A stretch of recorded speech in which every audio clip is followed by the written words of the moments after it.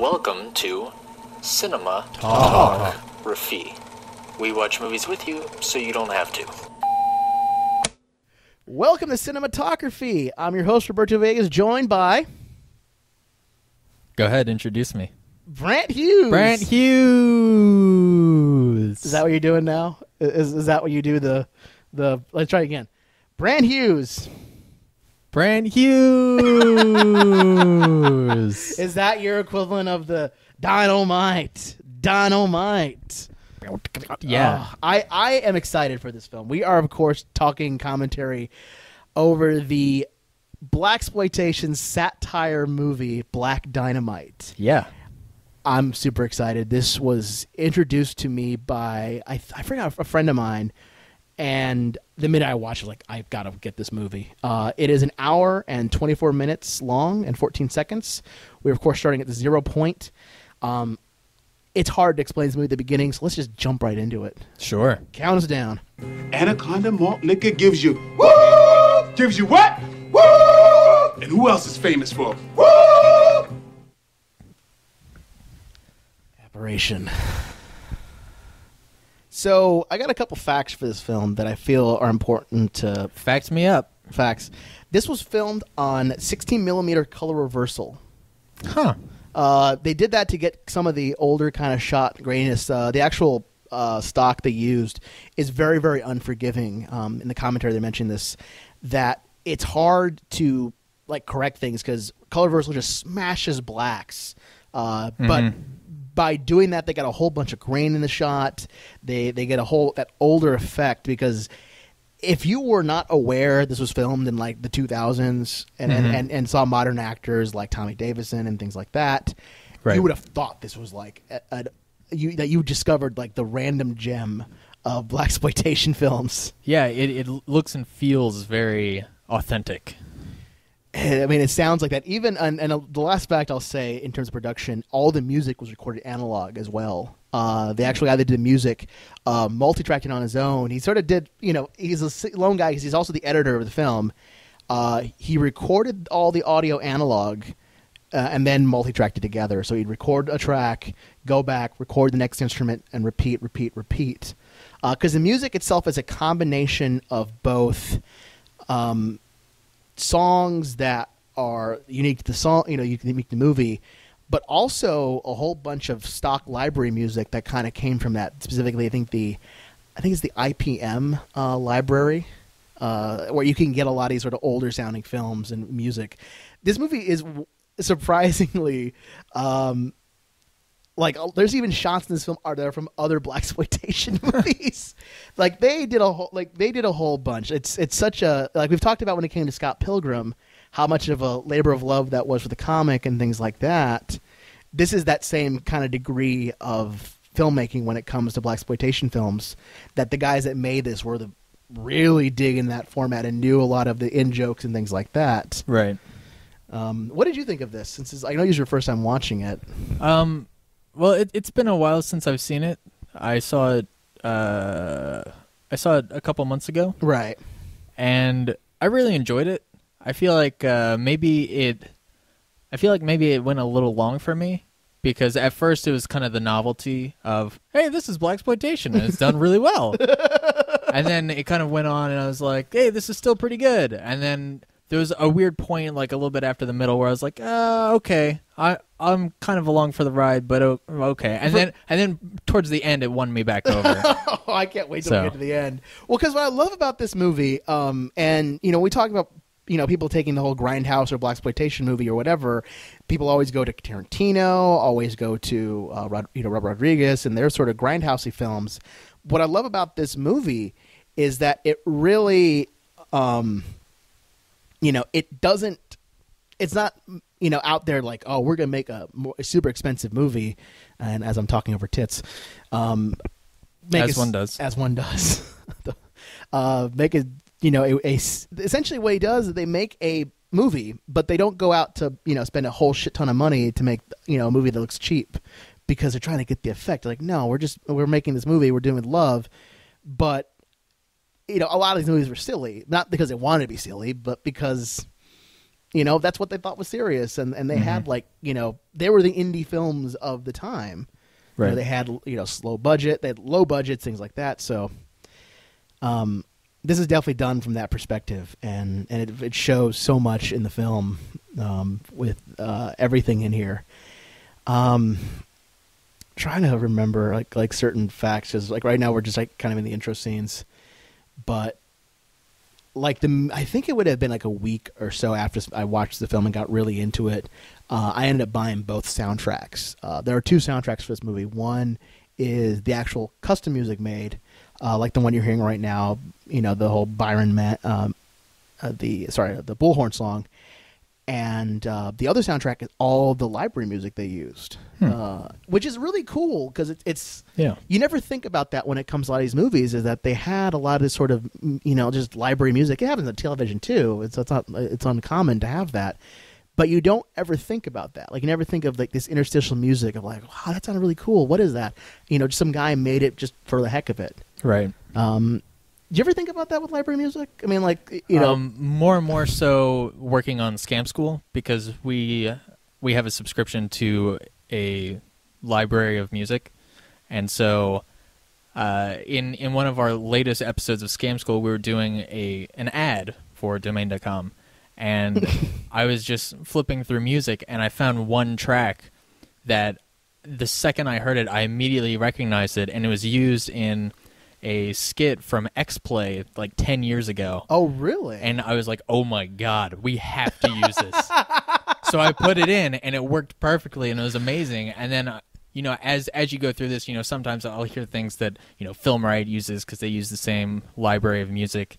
And so, yeah, you kind of pick up on that kind of thing once you're exposed to it. And then as you're watching just other things, you're like, maybe this is from a library. And that's why. But what's funny about that is it doesn't make it any less important. Right. And when people, I remember if I think of other commentaries, I remember people apparently loved a library song that happened in the end of Venture Brothers. I think it was season 3 or season 2 or whatever. And people are like, oh my God, such a beautiful song. Who did that? It's a library song. But it doesn't make it any less, because especially the music of the 70s and that, because it's hard to get that sound. Mm-hmm. And for a lot of these movies, they would have that because it was cheap and it worked out. But everything else, I'm just waiting until we get to the I mean, it's I love this because the movie is a combination at times of both on purpose errors and actual errors. The script, for example, when we come to this one that we're about to approach, the boom mic essentially in the shot. He actually wrote that in the script, Michael J. White, and Byron Minns, the other guy that worked on this. His bucket, what is it? Okay. But the actual shot itself has that in the script description, the slug lines and things like that of the boom mic is seen as a shot, which I find so weird to think about, because I've recently been starting to write a whole bunch of there it is, the boom mic. Well, because a lot of these actual productions were filmed if you think of Plan 9 from Outer Space, not a blaxploitation film, but same kind of concept. These things were filmed quickly, and they had a budget of $1.50 in actual dollars, really $1.50, and that but even in terms of this genre, things happened that were big. When it came to one of the bigger movies, Sweet Sweetback's Badass Song, the artists that worked on the soundtrack were just, up and coming guys called Earth, Wind, and Fire. So, these sort of things brought forth a lot of other things going on down. So we, even though we laugh at it, there's a lot of stuff that kind of came out of the cinema. And even then, blaxploitation movies saved the Hollywood studio system. Because people watched these movies. They went to the theaters. They watched it 50 times. They did that. And you had a lot of these ridiculous kind of plot lines, but it worked. And we have some funny as hell things. And the one thing I love about Black Dynamite, again, like I said, they treat it with respect. They have fun with it.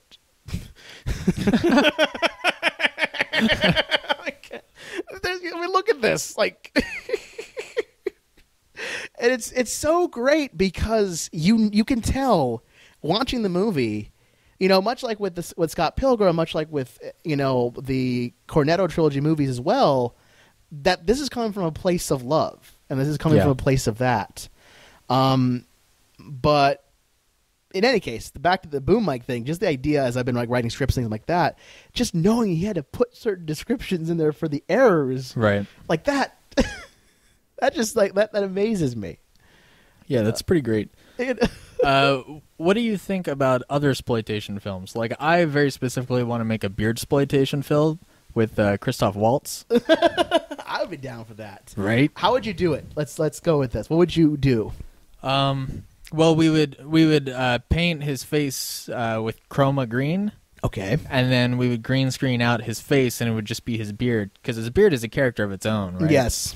Agreed. So we would have advanced bearded technologies.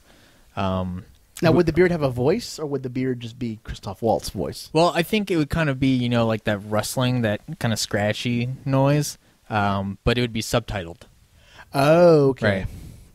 So the beards communicate with each other in a realistic beard manner. And, we could have other famous beards like Zach Galifianakis. Yes. Stuff like that. I think it would go over really well. I think it would definitely go over with the hipster crowd well. Maybe not, and of course other beard wellers. Now the question is, would you venture out into, like the mustaches of the handlebar mustache? Would that be the enemies of the beards? I can't believe I'm actually legitimizing this even more. Maybe, yeah. I mean, we definitely need to have an element of Civil War facial hair, because that was a time when facial hair really thrived. Well, that was when they introduced the mutton chops. The mutton chops, the Ambrose, the sideburns. Yeah, that's when we got those. We earned them through the Civil War. That was part of the. You'd have presidential beards, which aren't really around much anymore, which I think is a shame. Well, facial hair is sort of this weird thing. It's kept in the, much like the afros of the past. It's sort of a very much an era, or a thing of that era. People who look at beards now are like, Which I think we should have afros now as well. I think we should too. By the way, Black Dynamite has a wicked mustache. I just want to say that right now. Yeah.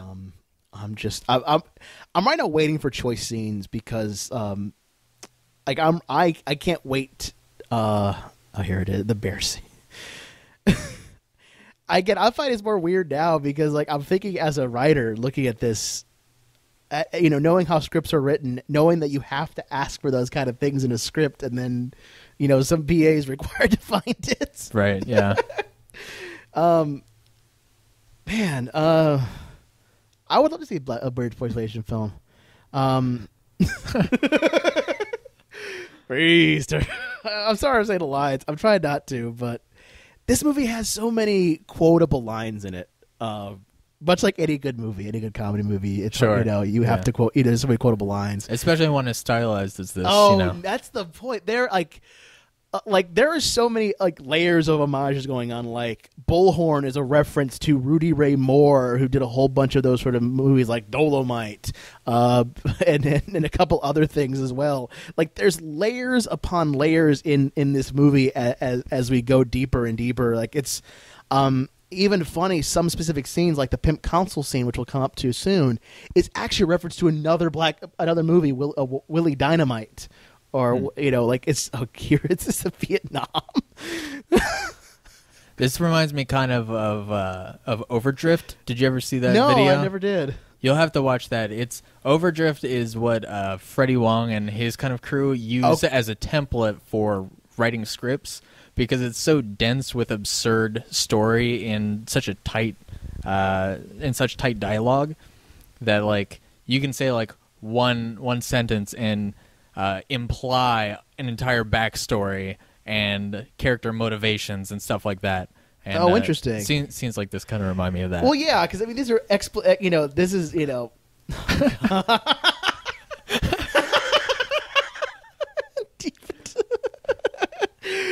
And apparently this Chinese line is like apparently that like Chinese line means something. Oh, really? Like you're full of shit or something like that.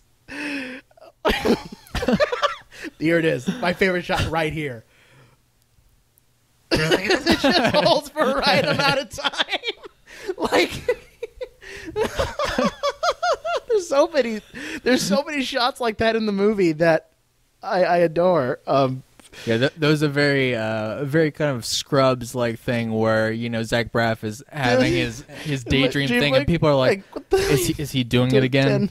Yeah, all right. That's why again I love that they do that, because that's such a one, a common trope in films, but two, like you'd have that like the backstory behind this. That this is the he's the lone wolf back in Vietnam. He had some crazy shit go down, and that's how he knows this other guy. And we had to define how it is that the CIA had Black Dynamite working for them. Right. Why is it that he had this, and other ridiculous things that would come up to, like the license to kill, the This is why I enjoy the movie so much, because it's not afraid to do those things. And there are movies when it comes to comedy and spoofs that will not actually treat it with seriousness. They'll just go with the joke. Like if we think of the like the later Scary Movie films, or I never saw the later Scary Movie or films. like things like Meet the Spartans and shit like that. Never saw that. I'm talking about, of the movies I'm probably referring to. Yeah, I mean, well enough, I guess. Yeah, I mean, I've never seen them either, but I've seen, like, you see basically it's when you see a trailer for that kind of movie, you're like, really? Like, they're not even trying. Whereas with this, because it's like with movies like this or Hot Fuzz, where yes, they're parodying, and yes, they're being satirical, but I mean, they're fans of this genre, they're fans of this sort of thing, and they know the tropes well enough to make a joke about it, but it's not because they're doing it out of spite or because it's the hip thing to do. It's because this is their medium. This is something that they are passionate about and they know. And it really angers me when I see other films that like just do it wrong. Yeah. Because there are plenty that do it, but I'm waiting for like certain things, because like there's a to coin a phrase now, a dynamite cast in this movie. Tommy Davidson, I think, comes up, and I know I've seen him in other things before, but I can't really quite pinpoint it in my head. Yeah, me neither. But well, I guess we could always look it up. Yeah, but because there's so many, I mean, Michael J. White, I know has been other things. I know. One of the things he did recently that a lot of people may or may not know, there was that short, like 5-minute film online for Mortal Kombat, like the Mortal Kombat thing. Right. Yeah. And he did Jax in that little short, and he's done other things as well in terms of acting and everything else. But this is the role I know him in, because he's just it's so. Like, he does it so well. He does it so much within that kind of realm. And again, everyone is top notch in this, in terms of comedy, in terms of acting, in terms of playing off each other, and doing that. Can you dig it? I'm sorry. I'm just laughing at everything in this movie. Like, I almost feel like turning up the volume and cutting off this recording. But that would be an insult to you, the audience, because you're probably doing that already.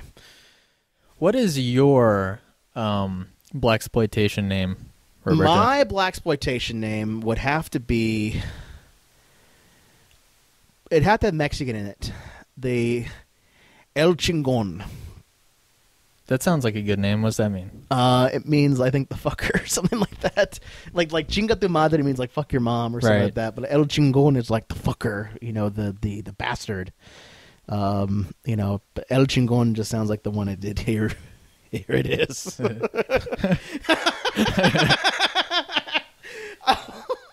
I love that in the shot, like, you can clearly see Michael J. White, like, easily catching up to him, like, 5 times.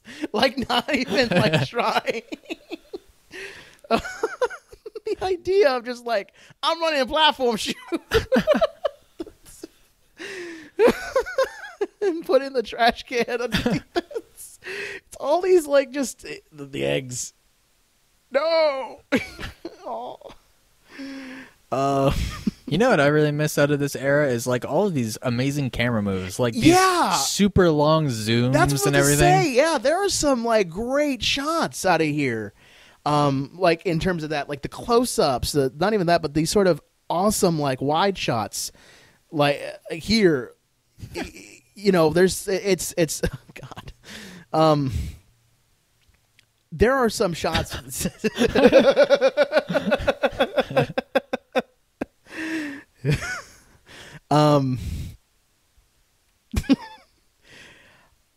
Nice wipe. Oh, that's also another thing that I missed from this era, like the circle wipes and things like that.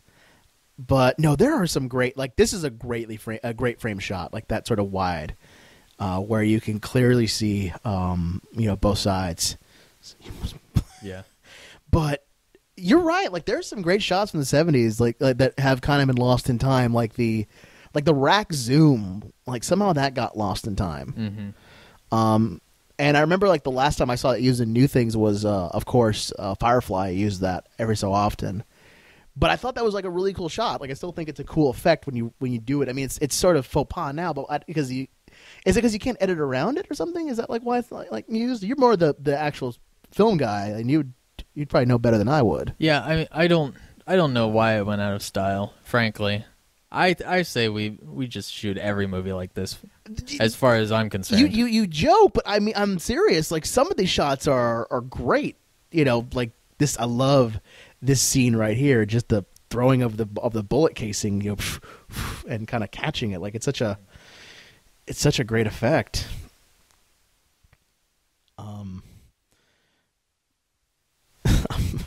Yeah, and it probably does have a little bit to do with editing, just because modern movies are kind of defined by their quick cuts for the most part. That's why something like Gravity is like, whoa, that's insane. There's a 15-minute take, because everything now is like 2 seconds and then you cut to something else. Yeah, because of our ADHD kind of mentality. But I always wonder, because there's some shots in this film that, you know, I mean, because they also splice in some 70s movies as well that we can kind of reference. Yep. I'm just waiting for the next thing. The nunchucks. Oh my God, the nunchucks. Just waiting for it. It's it's such a. Hold on. Get the bull cues. They are, or not even. Because when you realize this happens right here, and it just comes back like, no, that's not how it's supposed to work. This is what makes this movie beautiful, is that it's things like that if you notice it, you laugh even harder, and that is an intentional joke for that reason. You know, everything in this movie that is intentional is great. Everything that's accidental is even better. But again, like there's a shot where here's an intentional one. This is actually in the script as well. The idea of like a millisecond we see this happen. But even some things like there's a point in the shot where they forgot to put a parking brake on. I'll point out when it comes up, and they kept that shot in the movie. Because it works out. Again,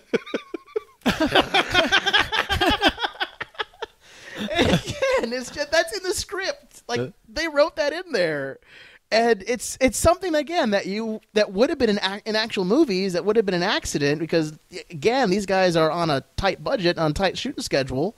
You know, there's not time to get a reshoot, right? Because that. So here's some. So anytime you see a real car, chances are that's actually like that's a 70s movie shot right there. Which is why they call it the car is different. Because doesn't matter. Because again, these guys also were on a limited budget. I don't know the exact number, but I remember it wasn't like anything over like 10 or 15 million at the most. Man, he's taking those turns like a champ. Because it's stock footage. We just saw a red car earlier today. Now it's another color. I love that comes back. Now this guy was in Ace Ventura, right? Yeah. Yeah. He's been in a ton of stuff. Oh yeah, no.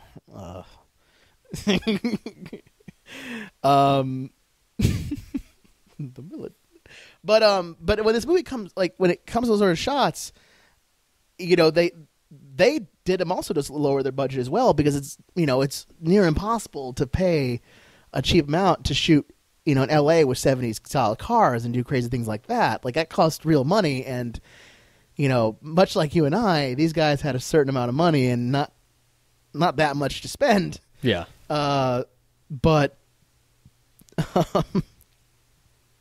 so even them doing that is a technique that they did back then, and so it's such a fun movie. The girl that plays Mia, I forgot the actress's name off the top of my head, but she is the voice of I think Elise on Gargoyles, and she was on Eureka. She was the love interest to Sheriff Carter. I guarantee if you look her up, you'll have seen her in other roles before. Yeah. Like again, this is a stellar cast.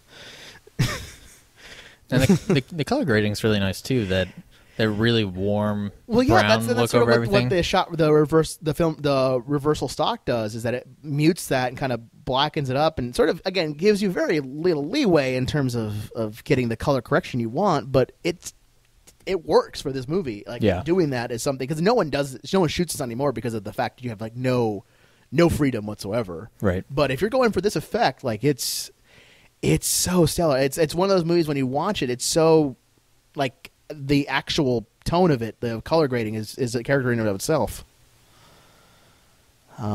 It's one of the first things I picked up on the movie was the fact that it looked like this.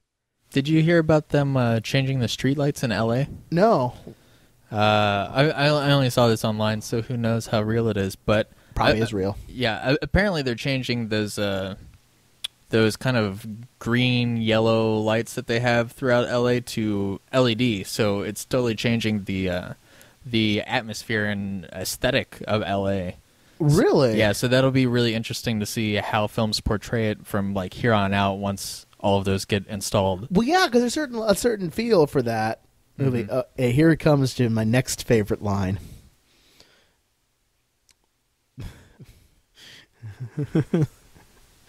Because I love this effect.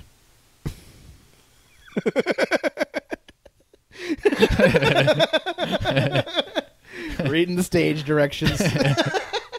What's funny is that character continually does that, like at the point where he dies, because he says the ever famous that he's getting married pretty soon to his sweetheart.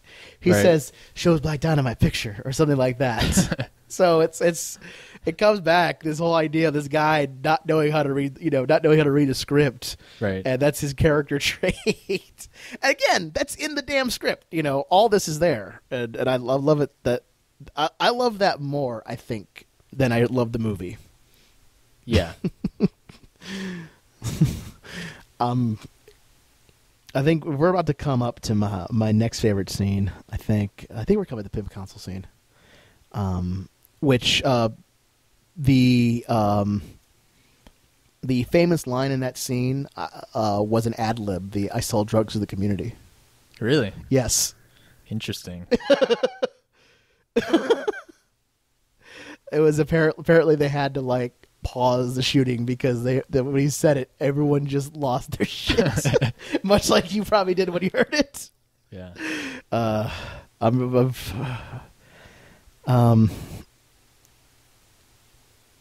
There's like so much of this movie that is I don't think could have been done by anybody else in the entire film. And if you've ever had a chance to not watch Black Dynamite and kind of want a really good intro to it and not want to watch the film, go check out the cartoon. The licking of What's okay? Well, what about Well, since you're not, what's be your blaxploitation name then? Since you've asked me, you put me on the spot for that. Ooh.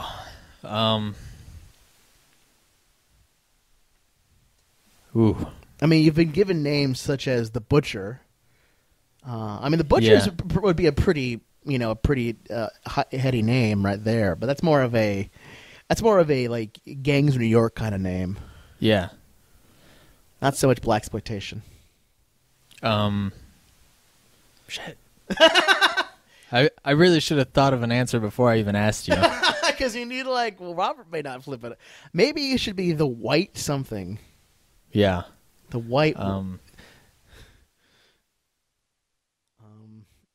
We'll come back to you because we'll come back to the middle because we're about to get Black Dynamite back his license to kill and learn more about the fact that this movie again. It's such a there's so much in this. There's so much in this movie that like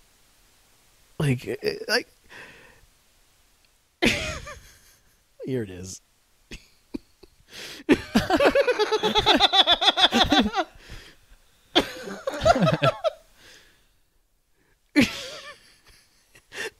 Just holding that shot long is that's such a thing that they did. That's something we do now even.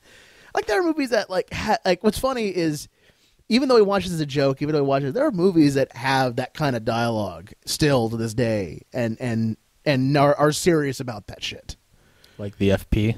Like the FP. But the FP is an entirely different movie. Sure. We have got to do the FP, by the way. We should do the FP. We should do the FP. The FP is pretty great. I agree. I love the FP. The FP, again, also from the same kind of love and maybe that's why I like this movie so much, because it comes from that place. And it's that same place that Edgar Wright comes from, and the same place these guys here. Yeah, there's a certain reverence to it. Yeah.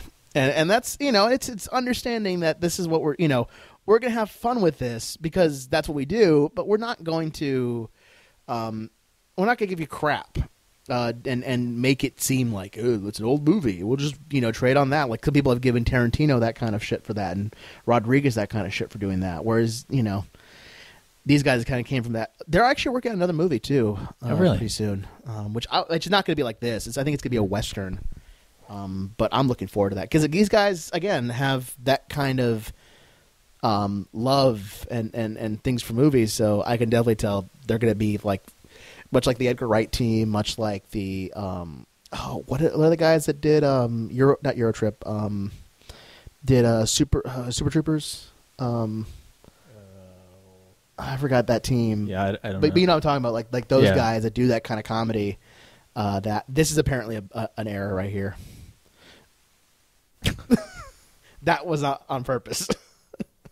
That's great. Yeah, I mean, because it's knowing, like they say in the commentary and stuff, but it's knowing that they did things like that in their own production. That I'm like, these guys are great. That moment has a really good aftertaste too, because it just gets funnier the more you think about it. Yes, just him sitting there trying to get the door closed. Yes. Oh man.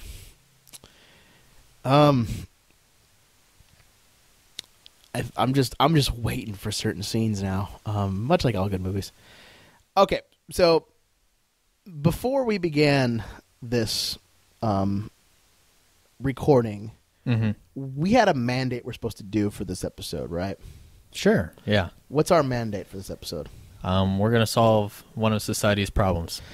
I propose we solve today through Black Dynamite the problem of, you know what? Let's kick it to the big thing. Let's take on the big target. That being, and let's take topical too, because that's what matters.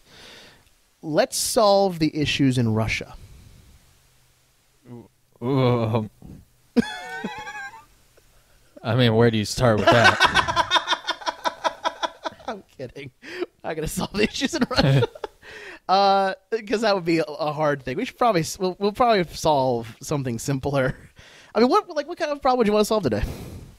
Let's figure out like how we get cinema back to this style. Okay, that's an easier one. Because I guess this is the way I'd say to do it. Like when we say style, we mean obviously this whole 70s style, this sort of shot concept. I think what it requires is just getting rid of this idea of ADHD. Like everyone feels that they have to have all these fast cuts and energetic things because they feel that Americans don't have the attention span to handle this.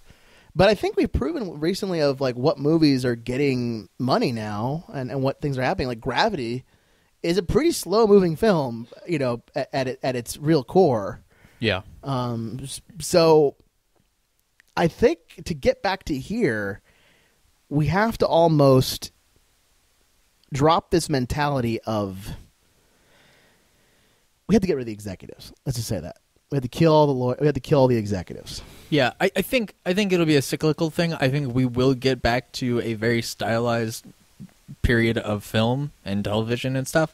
And I think that will just be a product of having creators who are making things for themselves again, which kind of, you know, back in this time, I imagine there was a lot of people who just had no access to anything. So that's the thing that we bring that up because I know you and I, when it comes to movies, we both really adore, and a director we both adore, the guy that did Upstream Color, Shane Carruth.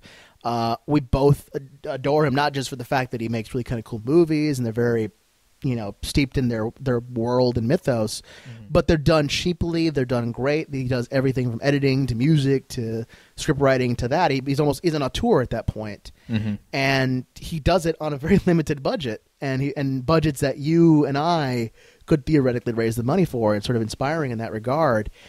But that being said, they're also very stylized. They're very much, you know, like there's effects in those movies that make sense in that movie that, you know, you wouldn't see in a normal piece of cinema. Right. And I think you're right. I think as we've kind of hit this sort of I can't talk seriously when we have orphans addicted to smack. I'm sorry. We're almost there at solving a problem, and then we realized this movie is talking about orphans being addicted to heroin. This was an inspired plot development. I'm sorry. Look at I love it because it's so ridiculous.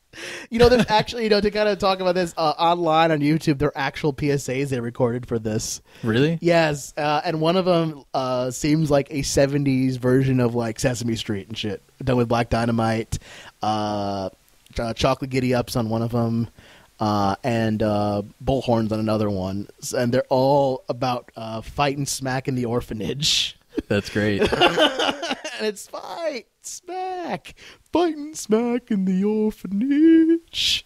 Again, but going back to the serious point, I can't even do it anymore.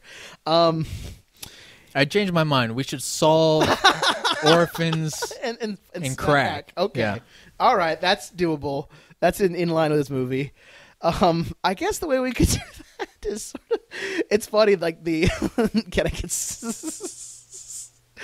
and of course this is a Roscoe's Chili and Donuts, of course, is a parody of the now popular Roscoe's Chicken and Waffles chain. Okay. If you know about that chain. I don't. Okay, this is the shot I'll tell you about, the parking. They very forgot about the parking. That's great. And it's, again, I love it.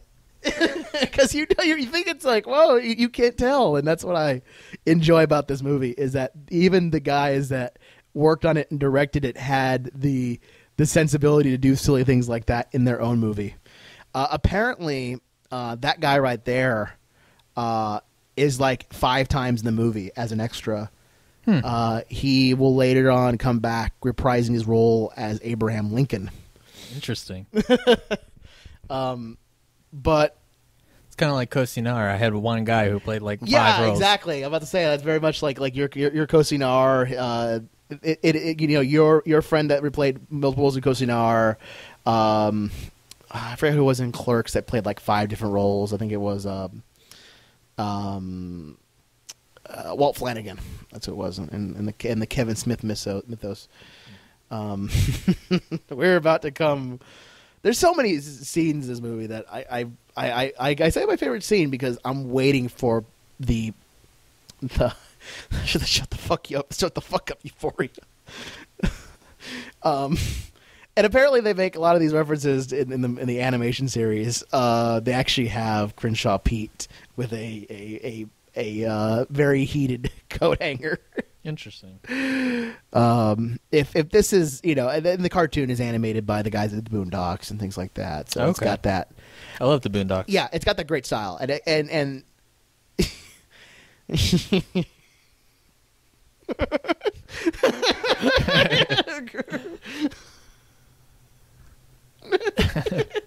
that complete face. That face again. Maybe that's what we need to do to bring back that thing. Is just be okay with holding a shot. Yeah. We don't need a cut right then and there. Just hold it for like 5 minutes or 3 minutes. Yeah, I think it's definitely a mentality because movies like people now are being taught don't be precious with your footage, which I think is important for pacing. But sometimes it's important to have fun with your movie and to push what is comfortable. Yeah, and things like that.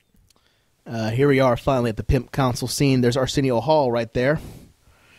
We got a couple other famous people, other kind of famous actors who I've seen before many times. And I'm there we go. Let's. And this is a total reference to Willie Dynamite. If ever you want to go back and look at other blaxploitation. In fact, if you just Google search the Pimp Council on YouTube, you will find the Willie Dynamite clip, and you will see, holy crap, it is literally like pretty much an homage to this.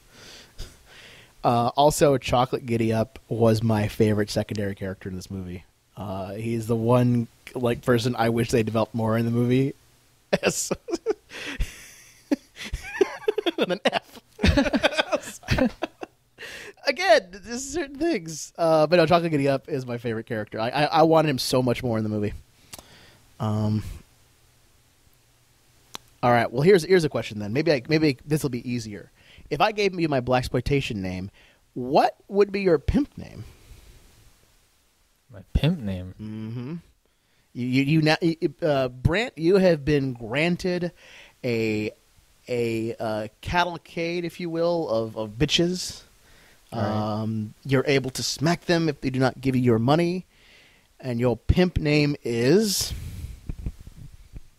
Do we have any examples that I can? I need to get my mind in that style. All right, so we've got some movies. We got let's take from the movie here. Here we go. As they come up pretty soon, we've got Chocolate Giddy Up, mm-hmm. Mo Bitches, Captain Kangaroo Pimp. Let's just wait till we get here. Then we'll get the names as to take the vote, and we'll just pick from them, because maybe that'll get you. Here it is. Here's the vote. Sure. Here's some names we can go for.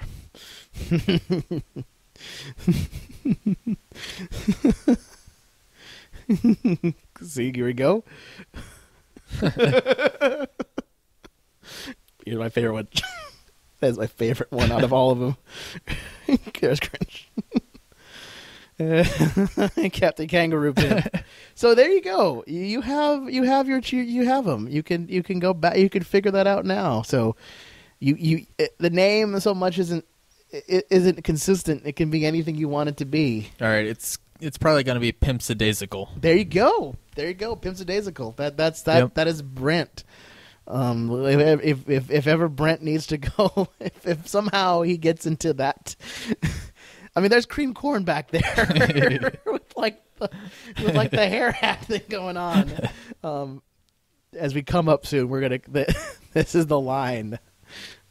This line is ad-libbed. It's so great. I sell drugs to the community. It's because it's such a line that just says like again this goes in that great place.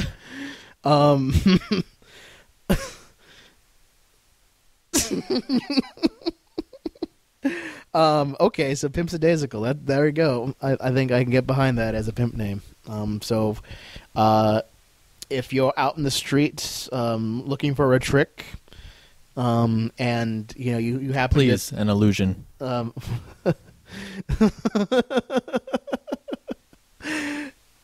God. Pimp's a Daisical is also my magician stagehand name. Is it? Yep. I did not know that. I fucking love that hat. That hat is it may be the coolest thing ever. It's a great hat. It's a great hat. There's this there is such style in this movie. That It reminds me of Dr. Seuss. yeah. Well, because I like about it is that I don't know if it's quite a hat or his hair. I dig it for that reason because that's the point, and it's such a there. We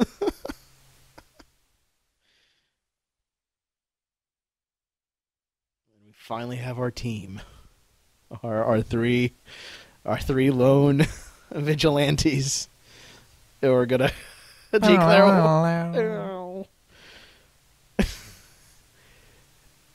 I love that those were the militants, actually.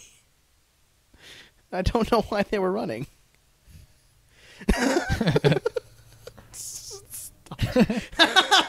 stock footage is like, it's so great. It's again, just so beautifully that you can tell it's apparently this scene's even bigger than the deleted scenes.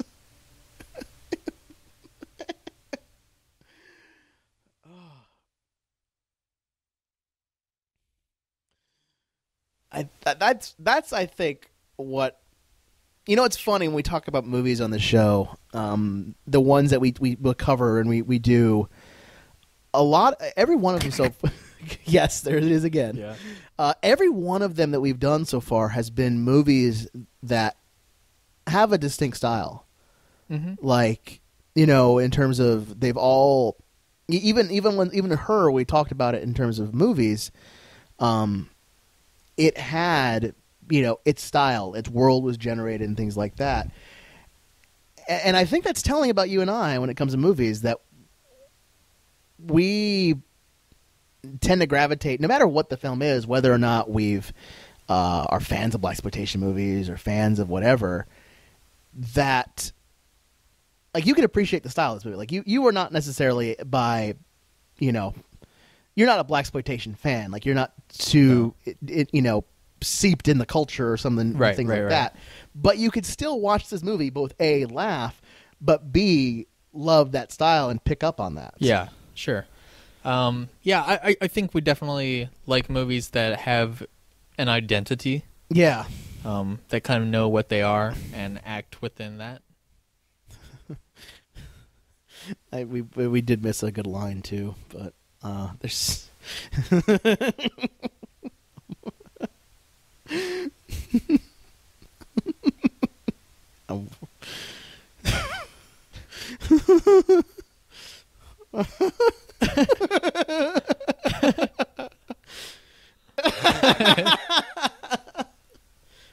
she's on to him. This is like Octodad. Yes. This is actually another, like we're talking about other things that are referential. This is also an homage. One of the guys that were in a lot of these blaxploitation films, I think actually Richard Kelly is the guy's name, but not the Kelly you're thinking of. He apparently would have to do these kind of scenes and look just as ridiculous trying to be tender, because Black Dynamite's not tender. He's Black Dynamite. He gets into his thing. Mm-hmm. Like this is the Black Dynamite we expect right here, but you have to go through all this. You have to go through all the lovey-dovey stuff before you get to the. By the way, every time I listen to our Her episode, I get really mad that I didn't get more angry at you being frustrated with the pants and the clothes and everything. I feel way more like incited to say, Roberto, you're so wrong about the clothes. Why? Because like, go for it. When I saw it, like I noticed the clothes, and then I was like, huh, that's kind of weird. And then I was like, wait, this is brilliant, because he immediately builds a world and gives a style. Oh no, I appreciate that. Like the reason why I pointed out is because for me, you know, I come from a science fiction background. I come from the cyberpunk background. I come from that kind of futuristic world. And so I will say this. You are absolutely right about her. It does build a world. It does have a style, and it does stay within that. And I fully and utterly agree with you there that it doesn't venture out. I pointed out because, man, I have not seen science fiction use that style. And I joke about it because that's a joke, because, yeah, it's hipstery or whatever. But you're right. It is very much a style. Yes.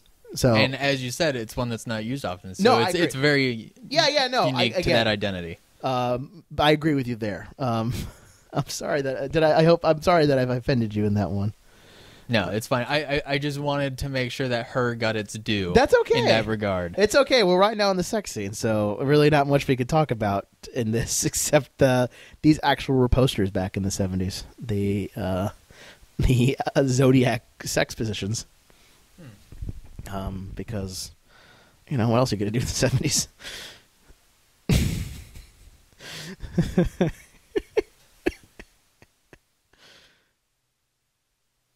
We're almost. The problem is we're coming to our like some of the greatest scenes in this movie, especially near the end, because some point in this movie, and I'm so glad they did this. They took that like left turn towards ridiculous kung fu movie. Yeah. And the minute that happened, I laughed like so hard the first time I watched this. I lost my shit. I literally could not like stop. I had to pause the movie, laugh, you know, get all my laughs out because I'd start missing dialogue. I'd start missing key points. And of course, Byron missing the key, Bullhorn not quite ready to pick up the rhyme, feeling defeated about it. Look at him. He's like trying to figure it out. I never noticed that. He's like, yeah, let me try again. I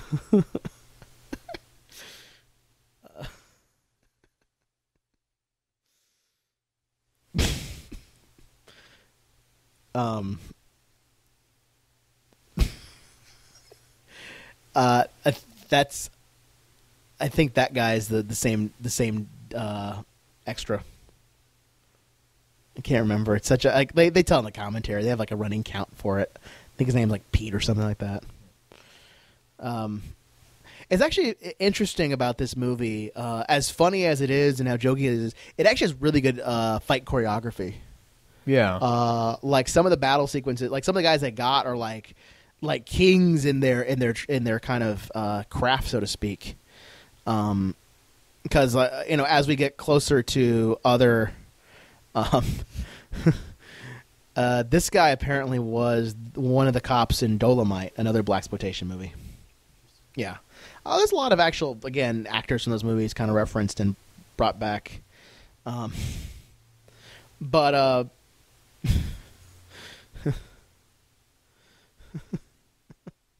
dope. But back to the whole choreography, because as we get kind of to the kung fu scenes later on, they get some very weird choreography going on. I mean, it's apparent Michael Jai.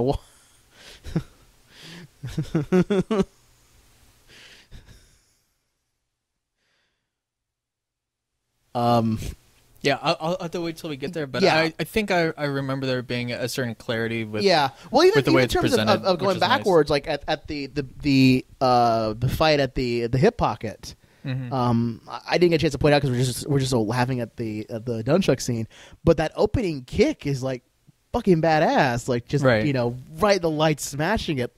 And the original comment on it is that, you know, Michael Jai White, like, he actually is a trained martial artist. Like, he's like, you know, I think is a couple black belts or something like that.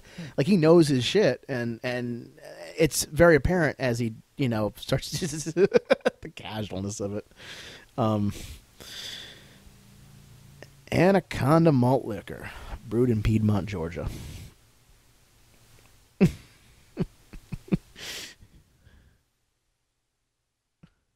Gives you woo.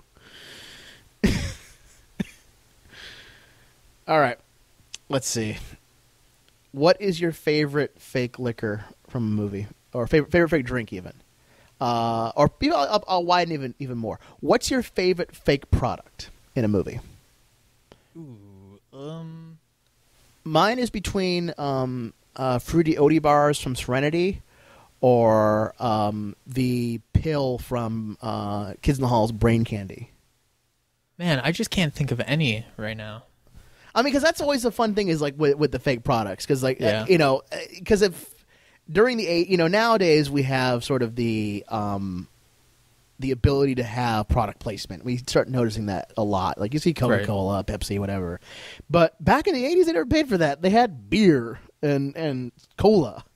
Yeah. Quite that sort of things, and sometimes they had some fake products with it as well. So far, Fruity Oaty bars is my favorite, and my next one would be Booty Sweat and Bust a Nut bar from Tropic Thunder. I don't even remember that. Do you remember the very beginning of Tropic Thunder, the ads they had for the actors in the movie, like the fake trailers? Not really. Was that the fake trailers at the beginning of the movie? It's been a number of years since I've seen. That's fair. Tropic They had Thunder. some fake trailers for like different movies the guys did. Like they had for Jack Black's character, he did sort of a. It's just this is all apparently also ad-libbed. Again, that makes it even better. Like that's like these guys are so on their game when it comes to things like this. There it is. That's the product. But because ultimately, when it came to some of those names, I'm trying to think of other good one that was around in terms of fake names. There's definitely been fake companies that are great, like the Whalen Corporation, Nakatomi Incorporated, Nakatomi Inc. Trying to think if there's anything else, because that's always the fun part is when you have to make it up. Yeah. Because it even has sometimes its own kind of thing. I mean, obviously here we get the crazy. Oh yeah, this amazing deduction. Conspiracy theory. And the fact they all know all this stuff just off the top of their heads, like.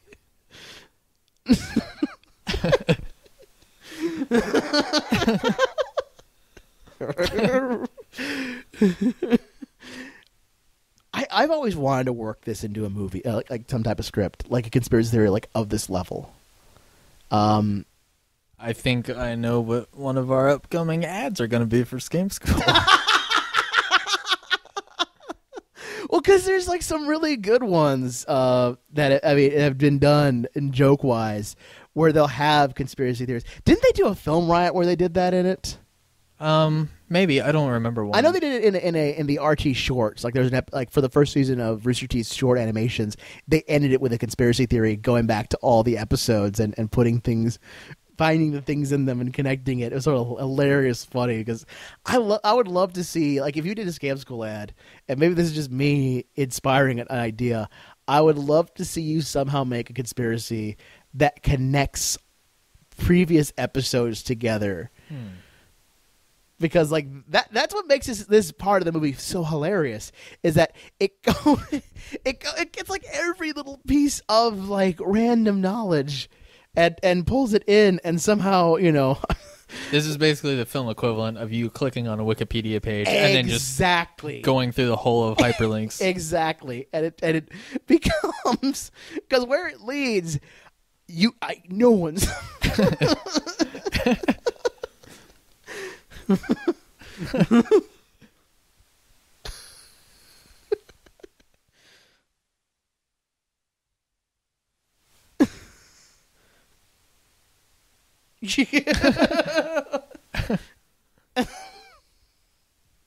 Because like getting here and then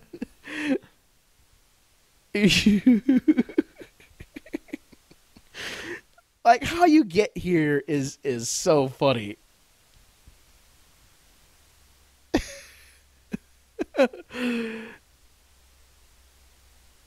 They got to think about this. Like, what? That doesn't make any sense. But once you do this, then they know what's going down.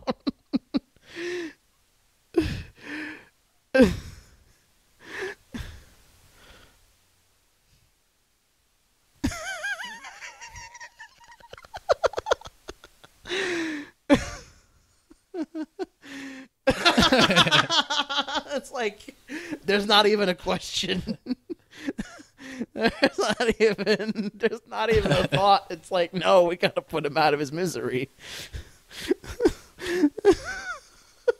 It's like, nope, there's no reason to live anymore.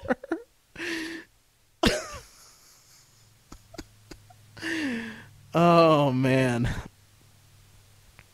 this movie only gets better. And this is like the apparently at this point in the movie they had on the script they wanted to write it, but they couldn't figure out how to make the joke because they couldn't talk. They'd say, "Oh, extras, are you?" Mm-hmm. For those who have no idea about movies, the reason why extras don't talk is because they have to pay them if they had a talking line and give them a credit and all that kind of crap, and that becomes very problematic. I can't wait to see what your conspiracy theory joke's going to be.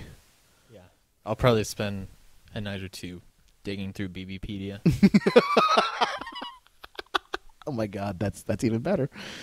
We got some really good ads coming up, by the way. Oh, that's good to hear.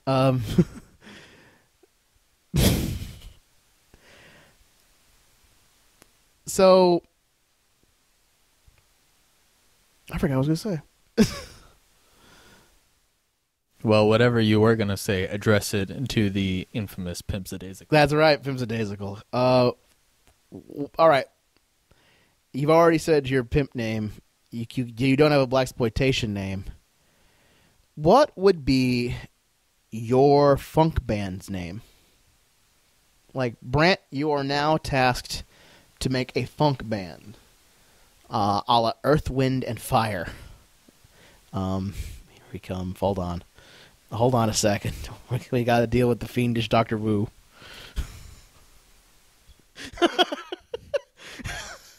Sorry, we'll come back to.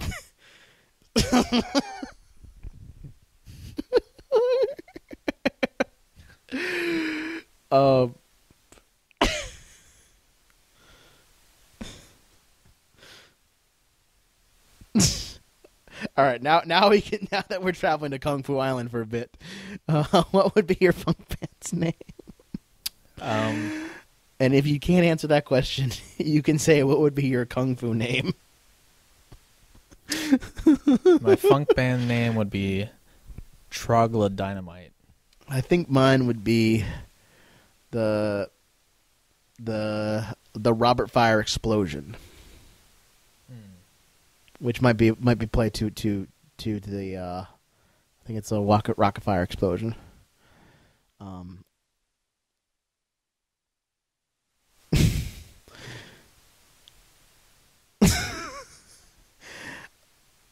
The thing is, I start losing track of what's like stock footage now. Okay, maybe not. There's a certain point in this movie where I forget that there's some stock footage in here because it's just like I can imagine them shooting some of this stuff. Like, I love that shot of that. I want to know what movie that shot came from because that cannot be the set where it has like the American and Confederate flag on Kung Fu Island.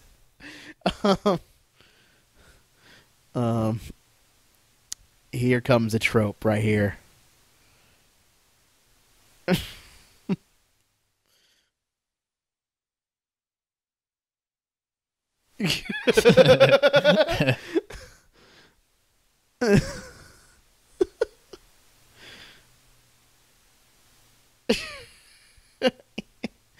This is a common trope in movies. Where damn, he was just 2 days from retirement. Exactly. That's such a common trope in these films, and again, it's such a joke that I'm so glad they did. Here we the fiendish Dr. Wu. Apparently this guy is actually a really high up there fight choreographer. Like I said, this movie actually had a lot of talent in it, surprisingly enough. For being as silly as it is.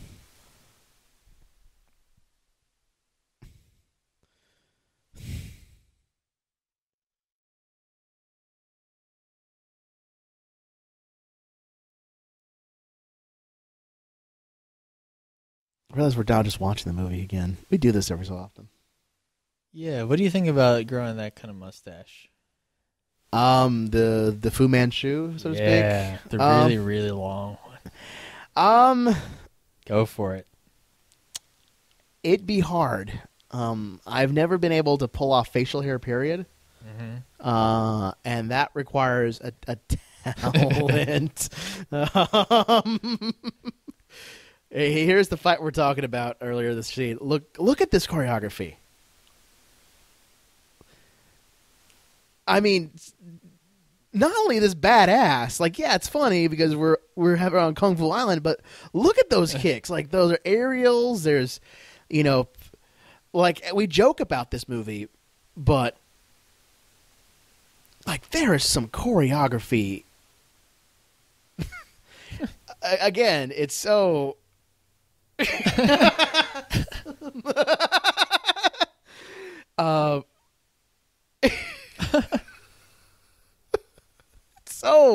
It's so kung fu, but even then, like, the choreography is perfect for what it has to do, and sometimes more so than anything else. Because I noticed at the first time I watched the movie how good the fight scenes were. For it being such a low production movie and for it being such a silly movie where they didn't have to do it, but they did it nonetheless. And especially when it comes to any kind of shooting any kind of fight sequences are hard as hell, because a lot of the kicks and punches don't connect. Right. They're pulled, they're whatever. Second homage.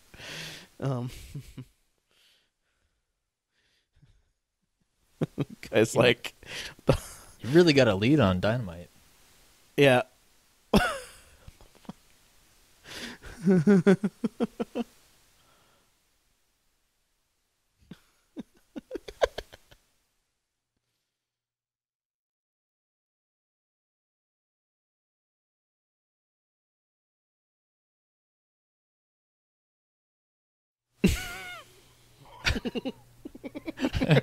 Love the way he says that line too.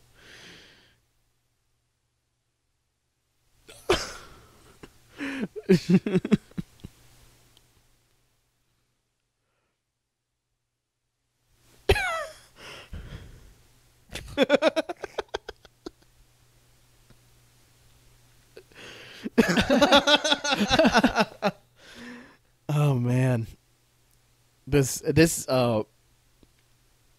what I also like about this movie is that not only does it like feel like it's of the time period, not only does it sort of make jokes of the time period, but as we come up to what's revealed to as the ultimate enemy, even that like has a couple references to its time period. Like it actually, they make fun of Watergate. They reference a lot of Nixonism, so to speak. Mm-hmm. And I also love these weird little like film pops and weird frame things that they do. That's the thing, is that they just, again, it's the fact that there's an art to this. There is love and there is affection, and it's not just simply let's make fun of the material. Let's have fun with it. Let's do these sort of silly things. Let's do the very fake fire effect. Because I found a helicopter. Do you have a hairpin? I love that they've got just the hair.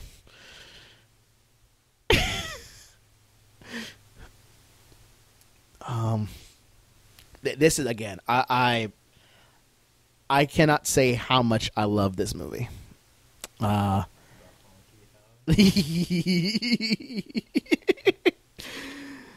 you ever watched any of like your classic black, media, so to speak, like your Good Times and things like that? Not really. Do you know of that show at least? Good Times? A little bit. Okay.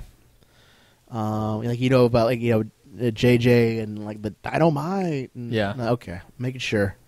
I have a very base, fundamental knowledge of that exists. It's funny for me, like my sort of of the comedians I love who are black. Like it completely runs the gamut.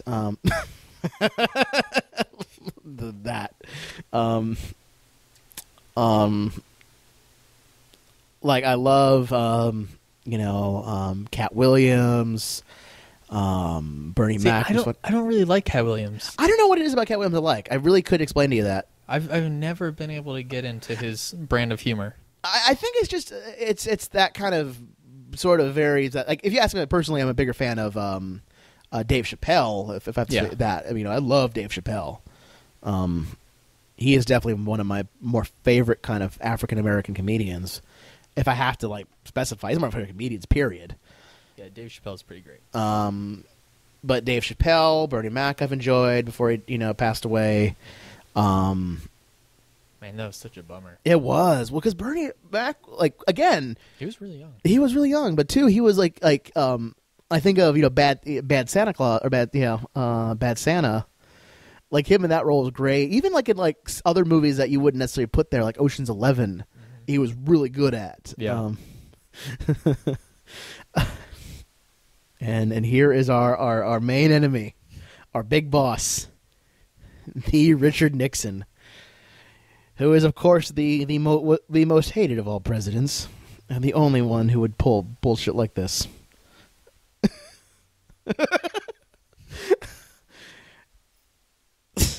Richard Nixon, old tricky dick. But I'm trying to think of other comedians I've seen. I know the current one. Who's the? There it is. Sorry, we gotta take it. Is this? Yeah. What was the moment that like turned you back? Was this moment here? Yeah, I think it was definitely in the White House. Okay, because you had mentioned that you lost a little bit of that, but it pulled you back in. It had to have been this one then. Yeah. I love it. It's so. It's like, it's so. It's such a.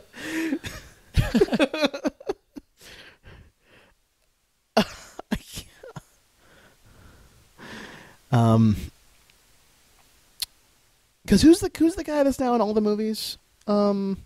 He was in Tag Along or Ride Along and something else recently. Is it Kevin Hart? Kevin Hart, that's what it is. Okay. And of course, who was the guy in Community? What was his name? Donald Glover. Donald Glover. Mm-hmm. There's actually a lot of good ones now. I mean, there always have been, but there's a lot more, I think, kind of coming out and sort of getting out of the woodwork.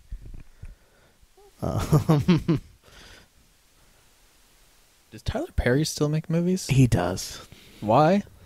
Because people go watch him. Why?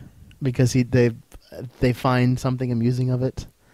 I'm with you too. I'm not a big fan of Tyler Perry either, but they make money. Whereas I want things like this to make money. That's the problem. Is that I want more of this. I want more Black Dynamite. More that kind of comedy. Not necessarily like making fun of blaxploitation or whatever, but just that kind of love and appreciation for the art of comedy. Yeah, what you want and what I want and what I think most sensible people want is pieces of culture that don't bring themselves down to the lowest common denominator. Exactly. Which this doesn't do. This expects something of the viewer. Exactly. I think this has been also a constant theme between you and I when it comes to movies, that the ones we tend to talk about in this program have been movies like this. By the way, I like the fact that they kept the gun that killed that killed Abraham Lincoln. Like, like why? Like they have that on display. Like the gun that killed Abraham Lincoln. Not even. Oh. Also, I love that Richard Nixon knew Black Dynamite when he walked in. Of course, everyone knows Black Dynamite. Of course, it's Black Dynamite. He is in the cartoon. He's friends with O.J. Simpson and goes to the moon for a couple. I love that that's implied that that's what happened at Watergate.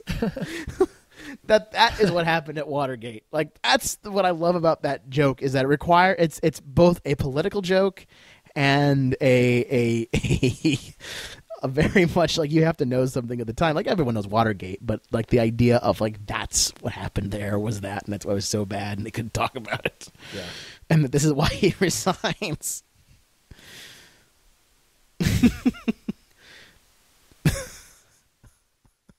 You know, most people don't know that this is actually a documentary. This is very much a documentary. That's Roosevelt back there? I think that's a picture of Roosevelt. I didn't really get enough look at him. That looked like Theodore to me. That wasn't. I don't think that was Teddy. the bat in the head.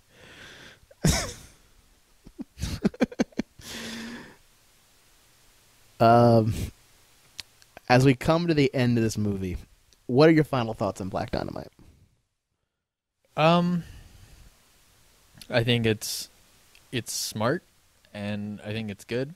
I still think it's maybe a tiny bit long, but I really enjoy what they put into it and what I got out of it. I think is really good, and I think more people should see it. I agree. I like I said, got introduced to the movie somehow. I think it might have been DJM that introduced or told me about this film. Somehow I got a copy of it, and I loved every minute of this movie. It was everything I had hoped and dreamed it could be. It is one of my treasured movies in my Blu-ray collection. And it's a movie that I think everyone needs to watch. This was apparently the photo Michael J. White took when telling the other guys helped write the script, like, this is what I want to work on. Like, he rented his costume and took this picture right here. That's great. Like, a picture like this. Not exactly this one, but, right. like, this exact kind of position. Again, it's... there's not a whole lot of movies that do this, and there's not a whole lot of movies that have this style as we come into a now very homogenized Hollywood system and have a lot of the same kind of crap. You know, your typical romantic comedies, your safe comic book movies, which doesn't say they're bad. It's just that's what we're coming to now. We're having like same kind of things. These sort of very polished, very safe, very much like we said that go into the common denominator. And the reason why I love movies like this and why you always hear me talk about these and sort of bring them up and make sure I explain them is because I want more movies like this. I want more Black Dynamites. I want more Scott Pilgrims. I want movies that, you know what, if you can laugh at it, but if you know the reference, you laugh even harder. And it's something that I miss from movies because it just doesn't happen anymore. And I'm always glad when I see it. Where's the Fro Cannon? There it is. It's like, because there's so much of this the movie that is just so great. Adrian, yeah. Like even the soundtrack is great. Yeah. It's very it's the in and of itself is a reference to things, and in and of itself is part of their itself. I'm ready for the one. role. There's Arsenio Hall, see? Yeah, and I think as long as we keep having creative people making things, especially things that aren't part of the machine of the film industry, then we'll still get great stuff like this. And hopefully, now that things are becoming a little bit more decentralized, we will only get more of these things. I could not agree more. All right, we are almost at the end of this film. We probably won't talk over the extra scenes because you might as well see some of those deleted scenes. So, Brent, of course, thank you for doing the show for me. Where can people find you online, sir? Thank you. You can find me at Twitter. That's Gatowag, Gatowag.